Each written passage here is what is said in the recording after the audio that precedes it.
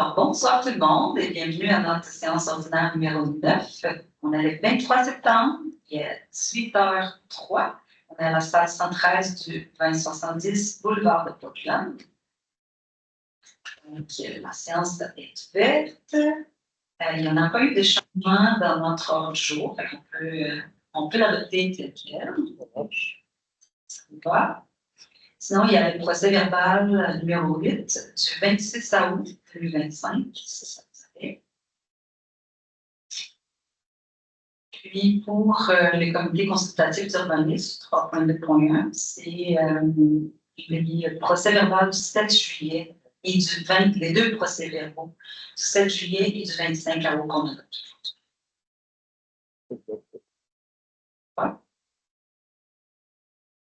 Ouais. Puis, on avait aussi le procès verbal du 27 août. Du 27 août 2024. Ah, OK, ouais. Oui, peut-être pour mentionner que, Avant, étant donné qu'il n'y aura plus de comité planier public, il n'y en a pas eu depuis 2024 parce qu'on passe la majorité tous les points en conseil d'arrondissement. ouais.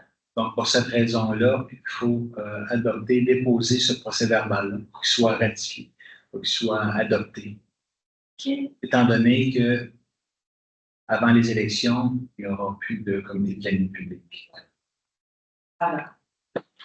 Oui, de toute façon, nous, on aurait changé un peu justement, au lieu de faire comme séance plénière avant le conseil d'arrondissement, mais c'était trop tôt, puis des fois, les citoyens ne pouvaient pas écouter, puis on avait dit, on va mettre tout ça ensemble, puis quand il y a des présentations de services civils au conseil d'arrondissement maintenant.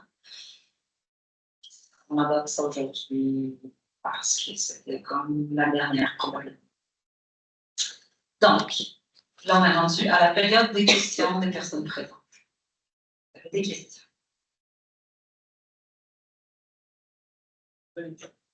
Fernand Lucier. Vous venez ici aussi? Ah, la tradition. Oui. Policier spectaculaire. Fernand Lucier, citoyen du district du Golfe. Mon intervention, et je sais qu'elle se joint à moi, c'est pour vous féliciter pour la session qui vient de finir. On sait le travail que ça implique, puis on vous remercie sincèrement de toutes ces séances, tous ces jours où vous travaillez pour la ville et pour le district. Merci. Wow. Merci à vous. Alors, on n'est pas habitué, alors je suis un peu émue. N'importe quand. Oui, Exactement. J'espère te revoir très souvent. On tout demain dans mon quartier. Ouais. C'est pour ça que tu as réussi à faire 24.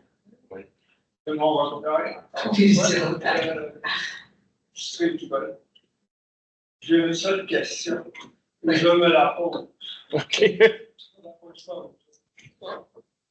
Est-ce que je vais vous revoir tous et toutes l'an prochain? Je le souhaite. Moi, c'est sûr. On va souvent savoir en quelque part. On va savoir à un moment donné. T'es collé avec l'étiquette de ce faire-pour. Alors, à vous. Bon. Les quatre. Je vais quand même. La meilleure des chances. Merci. Merci beaucoup. Je vais quand même répondre aussi. Même si, personnellement, je suis pas assise ici, je souhaite quand même qu'on se rencontre. Bon, on se les rencontre ailleurs. Ouais. C'est petit chat. Ouais. Et ça nous fera toujours un plaisir de vous faire la réponse. Merci. C'est partagé. Et parlons-nous aussi au nom de Jean-Luc Dépit, parce que Oui. travaille. Oui. Bon, je suis certain qu'il était avec. Ah, c'est vraiment gentil. Merci. Merci beaucoup. Merci. Et vous, M. Blais, on va vous voir, on va vous revoir. Ça devrait. Ça devrait. C'est garanti. C'est ça. Merci. Merci encore. Bonne soirée. Donc, ah, ça fait bien. Oui. Oui, ça, mes amis. Sors le champagne. Non.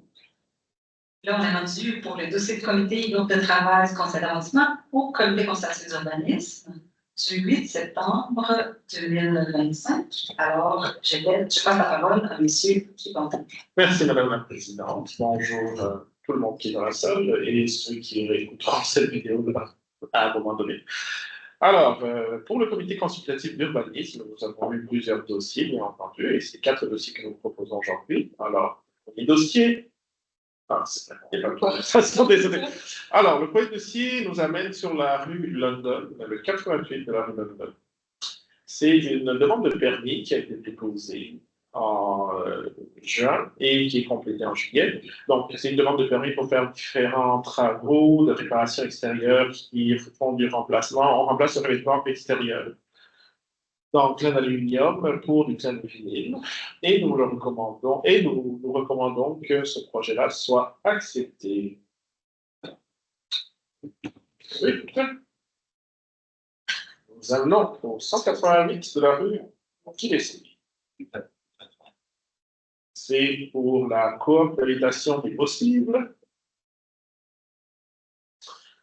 Dans une bonne mise en contexte, mais en bref, nous parlons aussi de permis de préparation de plusieurs objets. Dans le fond, on a la corniche, les chapiteaux de moulure, la galerie avant, la galerie arrière, les clins de bois, et nous recommandons que cette demande de permis soit acceptée, conformément au document qui l'accompagne, avec les conditions que les travaux de restauration et de préservation soient faits à l'identique, notamment en conservant les dimensions, les formes et les styles, et que l'ensemble des travaux de restauration soient projetés et effectués par des professionnels accrédités du programme d'aide à la restauration du patrimoine et des immeubles privés d'intérêt, communément sous son petit nom, connu sous son nom de Barbie, avec un savoir-faire traditionnel. Pour une question. Pour le troisième dossier, nous avons un dossier sur la rue Wellington Nord, le 132 rue Wellington Nord.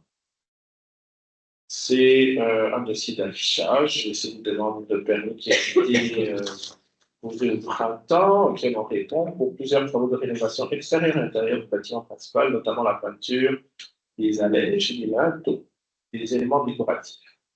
Et nous recommandons que, ici,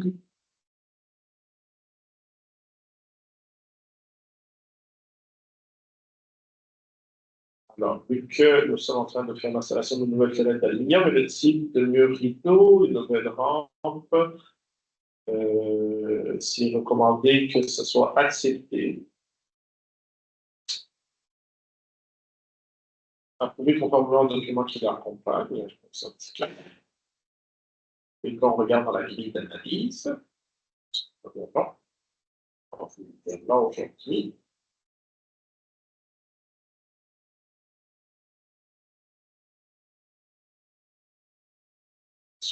OK. Donc, on se rend compte que c'est une façade qui a besoin un peu de rénovation parce que c'est la façade qui se trouve au 132 Wellington Nord, juste avant de tourner vers le stationnement, et qui a des spots de rouille, et c'est là où on demande de faire. Je ne sais pas si vous voyez. C'est le sens. On est dans l'autre. On est dans l'autre On est dossier. dans le- Oui, reviens, oui, merci. Ah, OK, vous êtes dans le. Là, ça va, On le voyait quand tu l'expliquais, mais là, il avait passé au prochain. OK, désolé. Parfait. OK. Et le dernier dans le moindre, c'est sur la rue Haï. Le 289 rue Haï, c'est une maison dans laquelle il y a une demande de permis pour permettre l'agrandissement de 2 fenêtres à guillotine en façade latérale droite. Et nous recommandons d'accepter cette demande de permis qui est conforme aux usages du coin. C'était le dernier dossier du CCD. Donc, pour vous, c'est vraiment pas facile, mais si vous retournez voir la séance, après, vous allez voir les images. On s'en met dedans. C'est parfait. Désolé, je n'avais pas pu calendrier projeter les images. Ah, c'est Nicolas. D'accord. OK. Ouais. On salue Nicolas de là où il est. Madame la Présidente. Parce que normalement, ceux qui ne viennent pas souvent au conseil d'arrondissement, quand on passe les dossiers du comité consultatif d'urbanisme, on passe en même temps les images et que les gens comprennent un peu mieux de quoi on parle. C'est un peu plus facile. Mais aujourd'hui, comme on avait le problème technique, ça n'a pas été possible. Là, on est rendu au dossier. Non. Alors, on est rendu au dossier du conseil d'arrondissement, au dépôt. Alors, on a le tableau détaillé des états de dépenses des fonds dédiés 2025.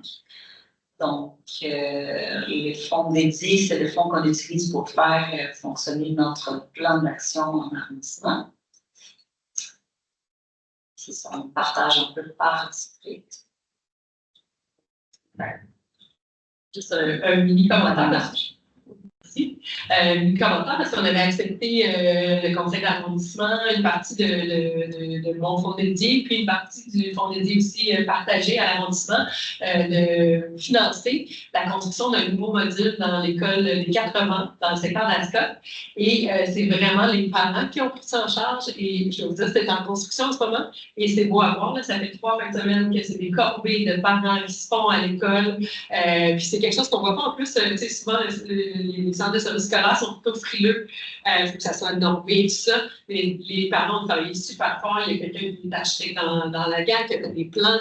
Tout est suivi. Puis les enfants suivent ça là, tous les matins quand on va à l'école. Ils suivent les travaux qui avancent. Et ça va être un module vraiment hors norme, un peu cabane dans les arbres, en bois. On sort de l'ordinaire.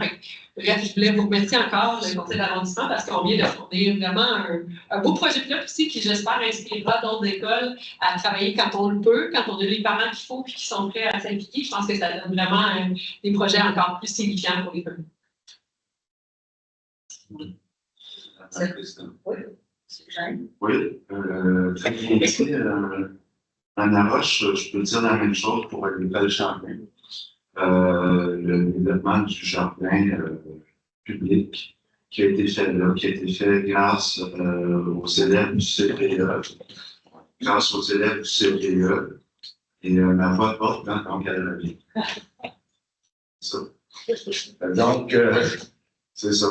Alors, avec le CPE, les parents et les personnes qui demeurent pas loin, donc qui ont, pendant la période estivale, ont continué à entretenir le jardin public. Donc, c'est une très, très belle initiative et puis on est content de leur avoir donné un coup de main. Maintenant, moi, il va me rester un peu de fond dans mon fonds dédié. Alors, pour la dernière séance du 3 octobre, je crois, on a peut-être une petite proposition à faire pour les filets de métro-borne dans les parcs voisinants. M. Deneau va vous présenter ça la semaine prochaine. La semaine prochaine? Ben, oui, ouais, je suis Alors oui, c'est bien ça. C'est le 3 octobre. Merci, Madame la Effectivement. Présidente. On va être c'est un petit peu. Mais c'est une bonne idée, effectivement, parce que ça donne des exemples un peu de qu'est-ce qu'on fait un peu avec les fonds dédiés, puis comment ça peut avoir quand même un impact sur la communauté.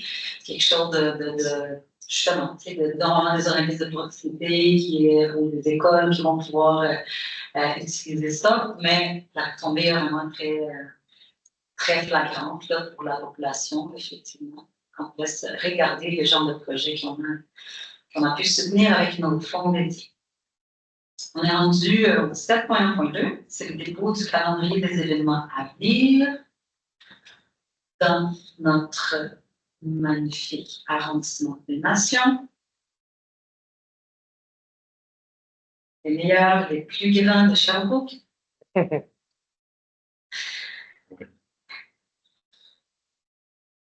Voilà, il y a tout ça qui se passe. Des choses qui se passent. Sinon, il y a le 7.1.3, c'est le dépôt du budget des frais de représentation sociale. Là, c'est une autre enveloppe, c'est pour que les élus puissent soutenir les organismes qui font des événements. Puis là, pour l'instant, on ne peut plus utiliser ces fonds-là parce qu'on est en période de campagne électorale. Fait qu'on on a pu utiliser, il y a une pause là, pour la période électorale, puis après, le prochain conseil d'arrondissement va pouvoir l'utiliser.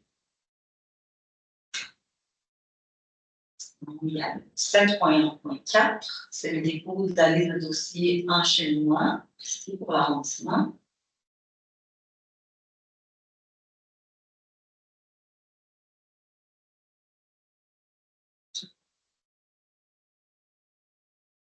Et 7.1.5, c'est pour le suivi des interventions du conseil d'arrondissement du 26 août.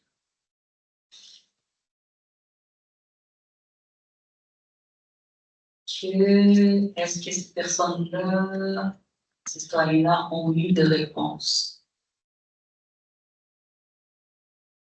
Immédiat.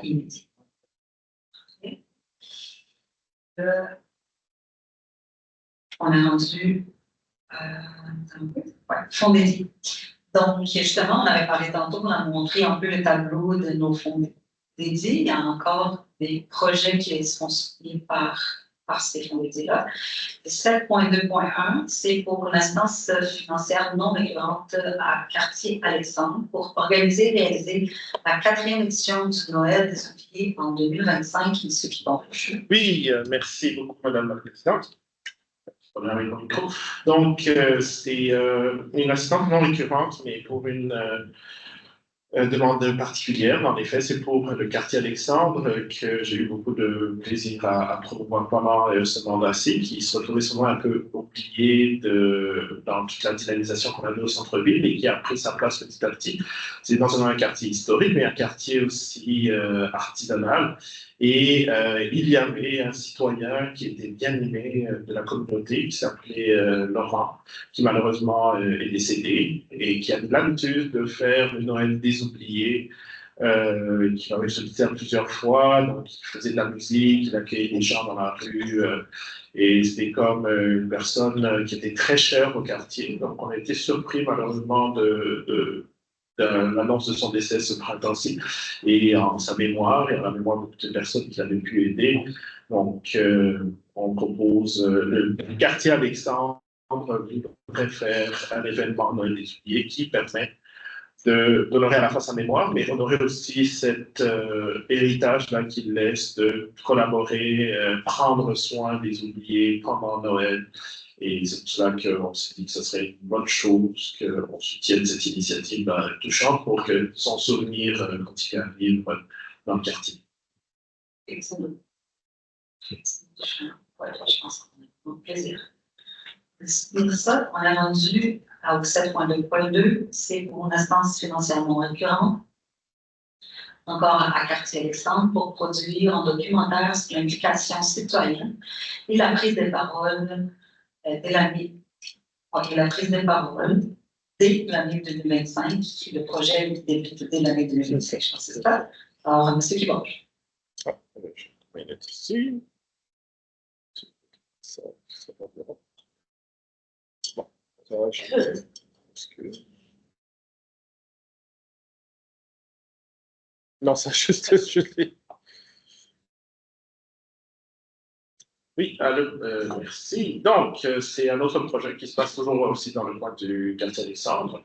Et en bref, c'est ça, c'est une organisation, c'est l'organisation d'un événement qui permet justement de, oui, favoriser l'application citoyenne de la prise de parole, mais de faire une réalisation qui met de l'avant les citoyens en précarité ou en itinérance, qui sont souvent un peu laissés pour compte, et qui permet justement de montrer à la fois leur réalité, mais aussi mettre l'accent sur la dignité et les actions que l'on peut faire.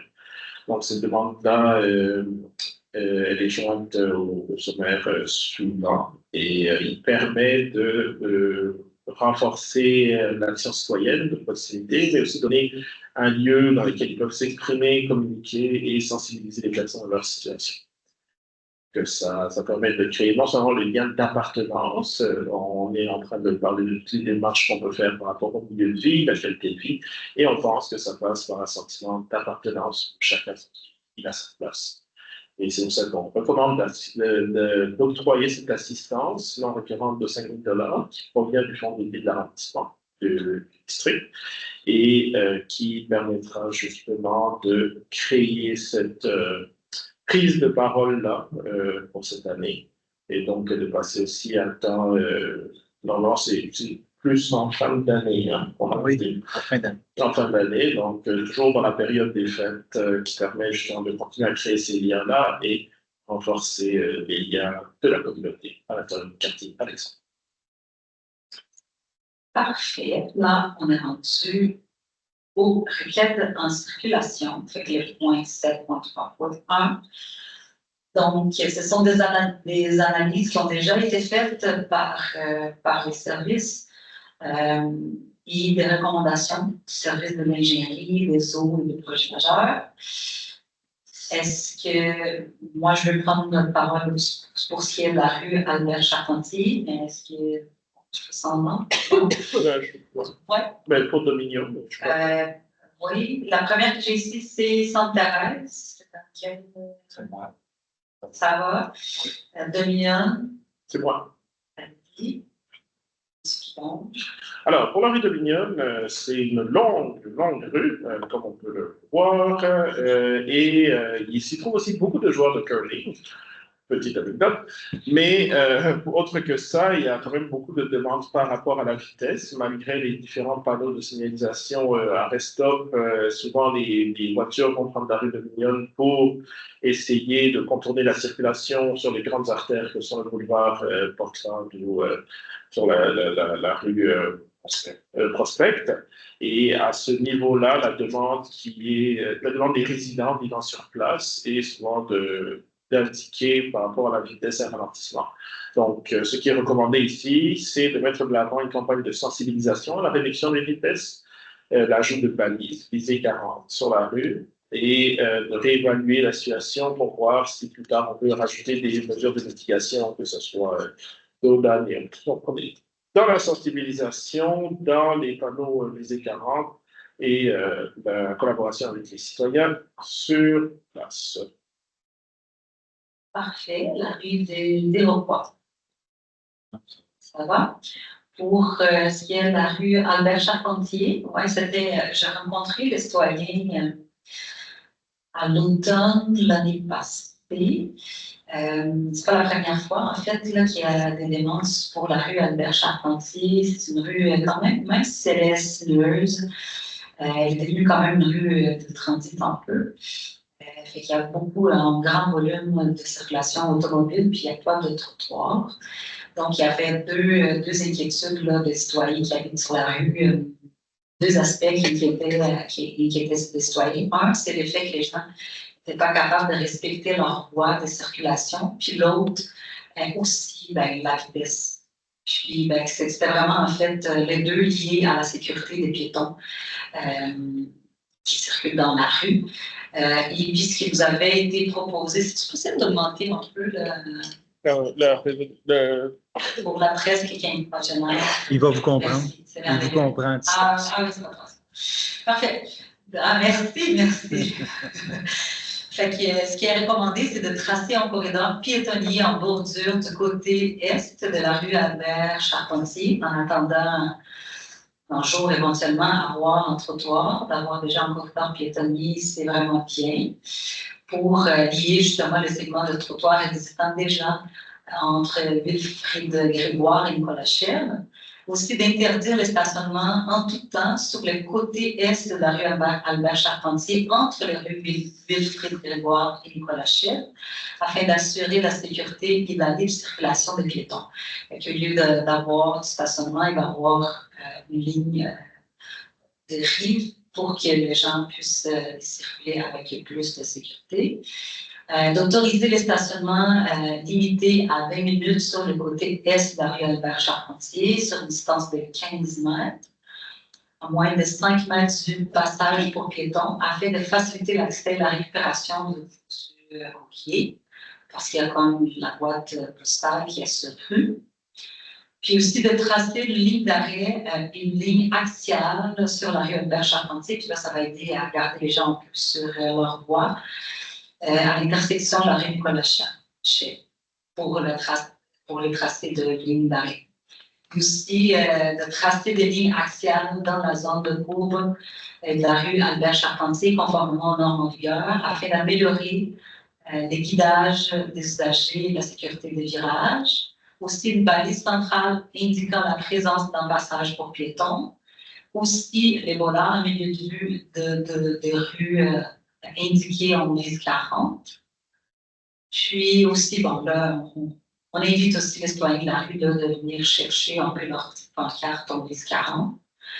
Alors, pour l'instant, les gens s'attendaient quand même à voir éventuellement des doublons pour la vitesse.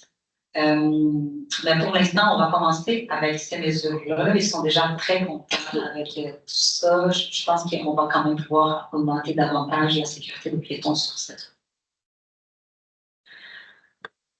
Maintenant, on est rendu au 8.1.1. C'est une modification de la date d'événement de l'Halloween.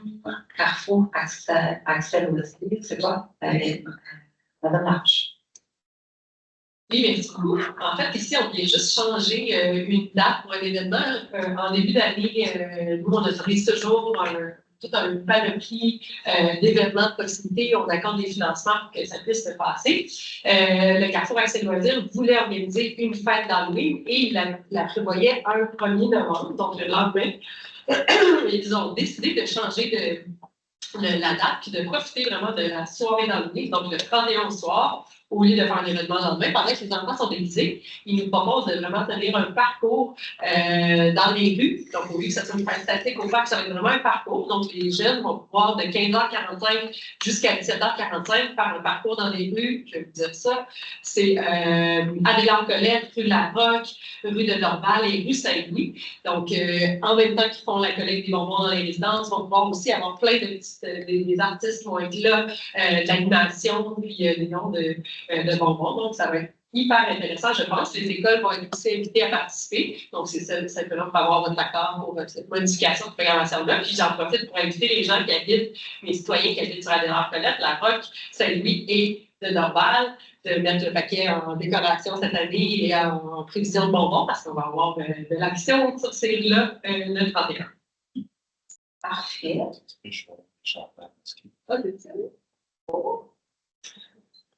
Vraiment cool.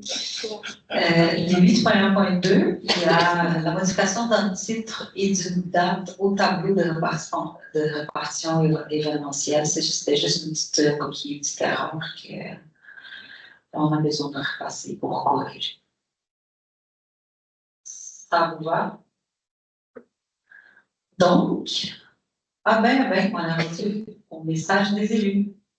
Monsieur Denon. Oui, premier message, le transfert de courriel du directeur d'arrondissement, c'est une demande de M. Yves Laverdière et Jacques Couvin que j'ai reçue en début septembre concernant la sécurité et l'annulation des travaux qui vont être faits suite à la demande qui était faite au conseil de faire parvenir à l'instance qui va être responsable de cet enjeu. Puis, on est à la fin du conseil d'arrondissement, je pense que le développement de multiples moyens de déplacement, ça fait partie vraiment des enjeux pour le prochain conseil municipal adresse plus de sécurité d'encadrement. Donc, la popularité du transport actif, la marche et les études de vie font en sorte que les bords d'encadrement seraient essentiels. Ça fait tout les messages. Parfait. C'est Jeanne. Merci, Madame la Présidente. Moi, je vais joindre ma voix celle de M. Reyes-Kiponge concernant l'horaire des trous. Quelqu'un considère comme lui dans une autre ville, alors que M. Tétro avait bien abusé, François aussi. Et puis, on avait renoué depuis 3-4 ans via les réseaux sociaux. On se parlait régulièrement, alors je suis très surpris de son décès et très triste aussi. Donc, j'aimerais souhaiter mes condoléances à tous les amis de M. Tétro et proches. Deuxième sujet, Madame la Présidente, les 27 et 28 septembre, ainsi que les 4 et 5 octobre, soit les 2 fins de semaine qui se suivent, c'est Bellevue en couleur. Alors, avis à tous les résidents du district d'Ascot, du district de l'Université et de tous les districts de la ville de venir profiter de notre belle montagne, le joyau, qu'est le Mont Bellevue. Remontée mécanique, ballon gonflable, barbecue. Alors, un peu de tout, là, entre 11h et 18h, ça vaut vraiment la peine de venir faire un tour. C'est la 5e édition. Donc, c'est une invitation à tous. Merci. Le 28, c'est notre fête en plus. La mienne, celle de M. Bon. Hein? Merci aux extérieurs. Alain Laroche. Oui, merci.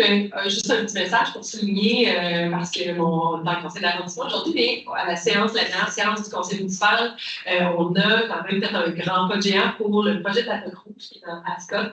C'est un projet de logement coopératif, 121 unités de logement, pardon. Ça fait plusieurs années que ce projet-là parcourt toutes sortes d'étapes et on était à l'étape finale, c'est-à-dire le financement. On sait que c'est dans la guerre en ce moment, c'est pas facile. Les villes sont appelées à financer à de très grandes mesures les logements en marché. En même temps, on sait que c'est une solution importante pour mettre la pression à la baisse sur les prix des loyers et pour offrir vraiment des logements accessibles à nos populations. Donc, le conseil municipal a accepté la majorité d'augmenter les fonds dédiés au logement hors marché pour permettre, entre autres, la réalisation de ce projet-là. Donc, la Toque Rouge, je suis contente de pouvoir l'annoncer, va vraiment pouvoir se réaliser dans le Scott, 121 logements de plus qui vont s'ajouter dans un secteur qui est vraiment bien desservi par les autobus, qui est proche du centre-ville. Alors, bien contente que ça puisse se faire. Voilà. Parfait. Monsieur Guibange. Merci, Madame la Présidente, et merci à tous mes collègues qui ont passé ces 4 dernières années. Donc, il nous reste un dernier conseil d'arrondissement le 3 octobre, exceptionnellement, ça ne sera pas un mardi, mais un vendredi à 11h. Un vendredi à 11h, vu que nous sommes en période électorale. Mais sinon, c'est aussi pour inviter un maximum de personnes à venir à la fête du vélo le 27 septembre sur la rue Alexandre. Comme je l'ai dit, ça fait partie des projets que j'avais à cœur de revitaliser ce secteur-là, de ramener les gens, de ramener la confiance aussi, de sentir que oui, c'est une rue vivante, c'est une rue historique de la taverne Alexandre au coin de la King West Alexandre. Donc j'invite tout le monde qui veut venir. Il va même avoir, si la rumeur est correcte, un concours de motocross, non, il va avoir de vélo, de BMX, c'est ça exactement, pas de motocross, excusez-moi pour les amateurs de motocross qui sont déçus, mais il va... En fait, toi, tu BMX. Oui.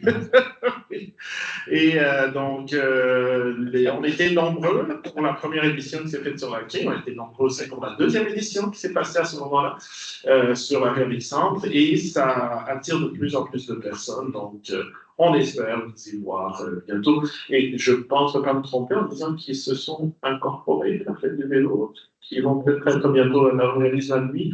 Bref, tout ça pour dire qu'il y a de plus en plus de choses à faire à Sherbrooke, puis qu'on a hâte de vous y revoir. D'ici là, bonne semaine. Merci. Alors, moi, je vais juste terminer en disant, vous avez entendu quand même un peu aujourd'hui quelques exemples de comment nous, tant la municipalité que les arrondissements, on peut soutenir certaines initiatives qui ont vraiment un impact direct dans la vie des gens. C'est pour ça que je vous invite à vous intéresser à la politique municipale. C'est elle qui touche notre quotidien vraiment là, tous les jours. On a parlé de plusieurs projets, puis c'est ici que ça se passe, au municipal, justement. Puis là, dans le district du Carrefour, il y en a plein de projets qui aboutissent là, cette année, qui ont émergé, qui ont été soutenus par les arrondissements.